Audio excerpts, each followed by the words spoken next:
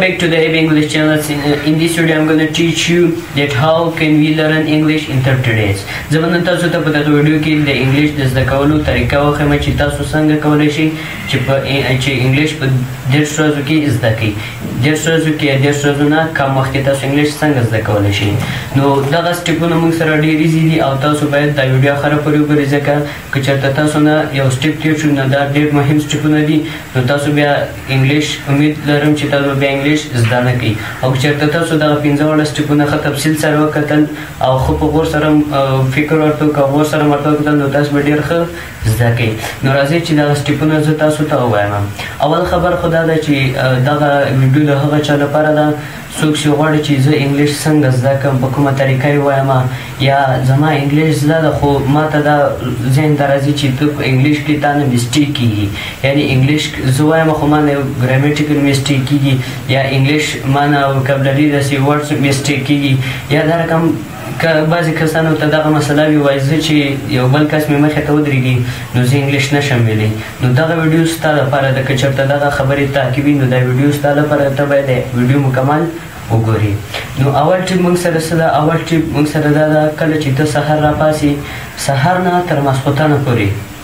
کوم کارونه چې ته کوې سهار نه تر ماسخوتنه پورې دا به ته ځان سره نوټ کړي. نو سهار چې ماسخوتن شو او یوازې شو یعنی ټیم مو زیات درسره نو ته به ځان سره په دې باندې پریکټس وکړي. ته به څه کوي ته به ځان سره په دې باندې پریکټس کوي یعنی سهار نه چې تا څه کړي وي څه دي لیدلي وي څه دي اورېدلي وي څه دي ویلي وي دې باندې به ته جملې جوړوې. لکه فار ایګزامپل زه سهار راپاڅېدم بیا 7 بجې راپاڅېدم بیا سکول ته لاړم سکول نه واپس کور ته رالم کور کې لږ ریسټ مې وکړو اوده شوم بیا پاڅېدم مازدیګر دا رقم دا ټول ډیلي روټین چې کوم ستاسو وي څه دي کړي وي څه دي لیدلي وي څه دي اورېدلي وي هغه ټول به ته ماسخوتن په انګلیش کې ځان سره وایې. دا ډېرې سمپل جملې دي ساده اسانه جملې دي. لکه اول به ته دا وایې مای نیم از علي مای فادر نیم از بیا زه سکول ته لاړم دا مې وکړل دا مې وکړل اسانه سمپل ایزي جملې دي. نو دا ستاسو اول ټیپ شو. دویم ټیپ تاسو به څه کوئ دویم ټیپ دغه ټیپ د هغه کس لپاره ده څوک چې وایي زه د بل کس په مخ کې خبر نشم کولی د بل کس په مخ کې زه یېرېږم زه چې کله د هغه مخ کې ودرېږم او خبرې کوم ما باندې وایبریشن هغه کس زبان خلي یا یېرېږي اړو خبرې کولی نه شي ژبه یې مکمل سټاپ شي نو دا ټیپ د هغه کس لپاره ده.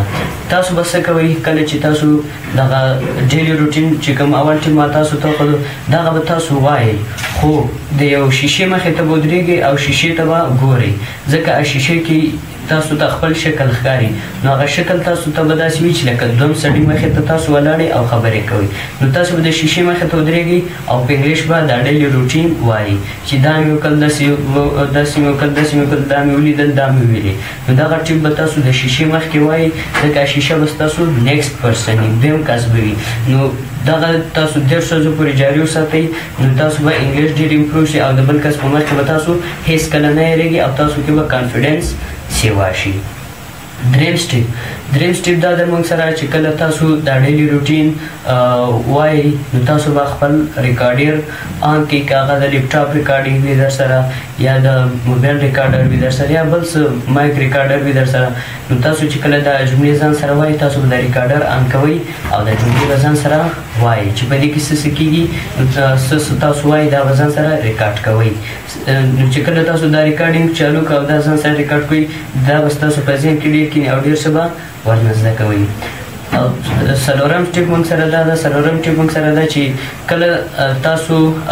د هر څه کوئ لکه اول ټیپ کې موږ ویلي چې تاسو به ډیلي روټین وایي دویم ټیپ چې تاسو د میرر مخې ته ودرېږئ یعنې میرر ته به تاسو انګلیش وایي. دا که چېرته تاسو دغه ټیپونه په یو ورځ کې نشئ کولی خیر دی تاسو په 4 ورځو باندې تقسیم کړئ. په یوه ورځ باندې تاسو ډیلي روټین وایي د خپل ځان سهار نه تر ماښامه پورې مو څه کړي هغه وایي په دویمه ورځ باندې تاسو دویمه ورځ باندې تاسو میرر ته ودرېږئ میرر سره. نو دریم ټیپ موږ سره دا ده چې تاسو کله دا ځان سره سپیکینګ کوئ نو تاسو به څه کوئ موبایل ریکارډینګ یا د لیپټاپ ریکارډینګ یا تاسو سره نور څه ډیوایس وي هغه به ځان ته اوپن کوئ سټارټ کوئ بیا تاسو به هغه ریکارډینګ پکې چالو کوئ او ځان به ریکارډینګ کوئ.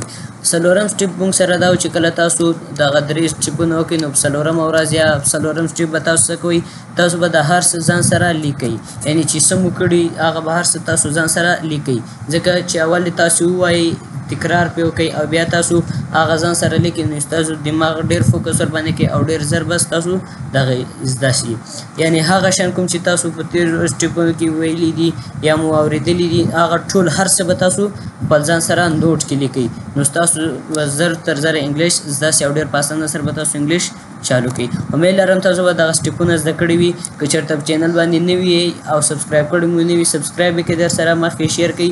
لایک یې کړئ او کمنټس خامخا وکړئ چې څه مشکل درته کمنټس خامخا وکړئ تھینک یو سی نیکسٹ ټایم ان نیکسٹ ویډیو ګډ بای ټاټا